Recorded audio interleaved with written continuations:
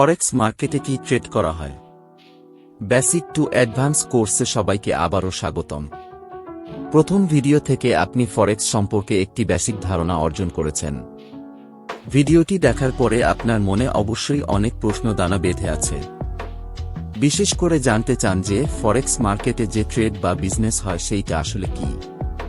এর সহজ উত্তর হল কারেন্সি বা মুদ্রা। ফরেক্স মার্কেটে বাস্তবে আমরা কিছুই কেনা বেচা করছি না, সবকিছুই ভার্চুয়াল। আমার কথায় বিভ্রান্ত হবেন না, আমি পুরো বিষয়টি ক্লিয়ার করে দিচ্ছি। আপনি যখন কোনো একটি মুদ্রা ক্রয় বা বিক্রয় করছেন, তখন মনে করুন আপনি একটি দেশের শেয়ার ক্রয় বিক্রয় করছেন। বিষয়টি শেয়ার মার্কেটের মতো। যেমন আপনি একটি কোম্পানির শেয়ার ক্রয় করে থাকেন। কোম্পানির শেয়ার ক্রয় করার সময় আপনি বাস্তবে কি ক্রয় করলেন? ফরেক্স মার্কেটেও বিষয়টি অনুরূপভাবে চিন্তা করুন। মুদ্রার ভ্যালু বা বর্তমান মূল্যমান সে দেশের অর্থনৈতিক বর্তমান অবস্থার ভিত্তিতে প্রদর্শিত হয়ে থাকে। এছাড়া মুদ্রার ভবিষ্যৎ মূল্যমান সে দেশের সার্বিক অবস্থার ভিত্তিতে পরিবর্তিত হয়ে থাকে। আপনি যখন ট্রেড করার সময় নিউজিল্যান্ড ডলার ক্রয় করবেন, তখন আপনি মূলত নিউজিল্যান্ডের অর্থনীতিতে একটি শেয়ার ক্রয় করলেন। আপনি মনে করলেন জাপান বিশ্বের শক্তিশালী অর্থনীতির মধ্যে অন্যতম। আপনি জাপানি ইয়েন ক্রয় করলেন। যদি সবকিছু পজিটিভ থাকে তবে আপনি প্রফিট করবেন। আসল ব্যাপার হল দুই দেশের মুদ্রার একে অন্যের বিপরীতে দুর্বল বা শক্তিশালী। দুই দেশের অর্থনীতির মান কখনোই সমান্তরালে চলবে না। আমরা এসব বিষয়ে আরও বিস্তারিত শিখব সামনের এপিসোডগুলোতে। আসুন মেজর কারেন্সি সম্পর্কে আলোচনা করি। যেহেতু আপনি এই কোর্সটি করতেছেন, এর মানে হল আপনি একজন বিগিনার। বিগিনিং স্টেজে আমি আপনাকে সাজেস্ট করি যে আপনি মেজর কারেন্সিগুলোতে ট্রেড শুরু করুন। আস্তে আস্তে নিজের যোগ্যতা বাড়বে এবং ট্রেডের পরিসর বৃদ্ধি করবেন। মেজর কারেন্সি সেই মুদ্রাকে বলা হয় যেসব কারেন্সি বিশ্ব অর্থনীতির প্রতিনিধিত্ব করে। বিশ্বের সবচাইতে শক্তিশালী অর্থনীতি এইসব দেশের। এই সকল দেশ পুরো বিশ্বের অর্থনীতির মূল চালিকা শক্তির ভূমিকায় রয়েছে। যদিও প্রধান বা মেজর কারেন্সি 8টি, তবে কিছুটা ভিন্ন মতো আছে। আবার ভিন্নভাবে কেউ কেউ উপস্থাপন করেছেন। ইউএসডি, ইউরো, জেপিওয়াই, জিবিপি এবং সিএইচএফকে প্রধান বা মেজর কারেন্সি হিসেবে বিবেচনা করা হয়ে থাকে। এছাড়া এইউডি, এনজেডি এবং ক্যাটকে কমোডিটি কারেন্সিস হিসেবে বিবেচনা করা হয়। তবে অত ঝামেলার দরকার নেই।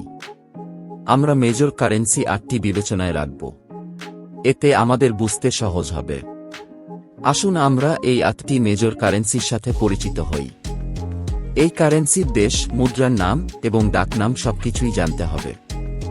USD, the United States currency, dollar, ডাকনাম বাক, ইউরো। দেশ, ইউরোজোন কারেন্সি, ইউরো, ডাকনাম ফাইবার, জেপিওয়াই। দেশ, জাপান কারেন্সি, ইয়েন, ডাকনাম ইয়েন। জিবিপি, দেশ, গ্রেট ব্রিটেন কারেন্সি, পাউন্ড, ডাকনাম খেবো। সিএইচএফ, দেশ, সুইজারল্যান্ড কারেন্সি, ফ্র্যাঙ্ক, ডাকনাম সুইসি ক্যাড। দেশ, কানাডা কারেন্সি, ডলার, ডাকনাম লুনি। এইউডি, দেশ, অস্ট্রেলিয়া কারেন্সি, ডলার, ডাকনাম অসি।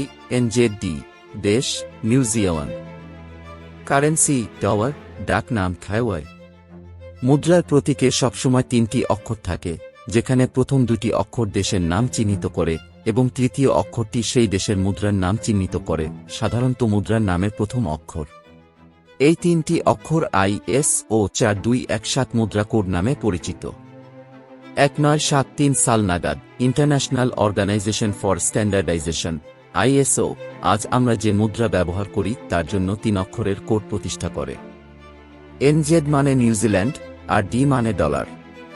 উল্লিখিত মুদ্রাগুলিকে মেজর কারেন্সি বলা হয়, তার কারণ হল এই মুদ্রা দ্বারা বিশ্বের সবচাইতে বেশি ট্রেড করা হয়। ব্রিটিশ পাউন্ড হল বিশ্বের প্রাচীনতম মুদ্রা, যা এখনও ব্যবহার করা হচ্ছে 8টি দেশে।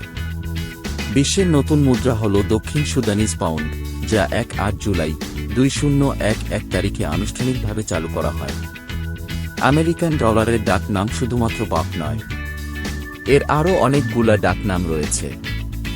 যেমন greenbacks, bones, benjies, benjamins, cheddar, paper, wood, স্ক্রোয়া, চিজ, ব্রেড, মোয়া, ডেড প্রেসিডেন্টস এবং ক্যাশ মানি। কারেন্সি নিয়ে চেষ্টা করেছি ভালো ধারণা দিতে। আমি আশা করি আপনারা প্রতিটি বিষয় সঠিকভাবে বুঝতে পেরেছেন। কোনো কিছু বুঝতে না পারলে বা কোনো প্রশ্ন থাকলে তা কমেন্ট করুন অথবা মেন্টরের সাথে যোগাযোগ করুন। ধন্যবাদ।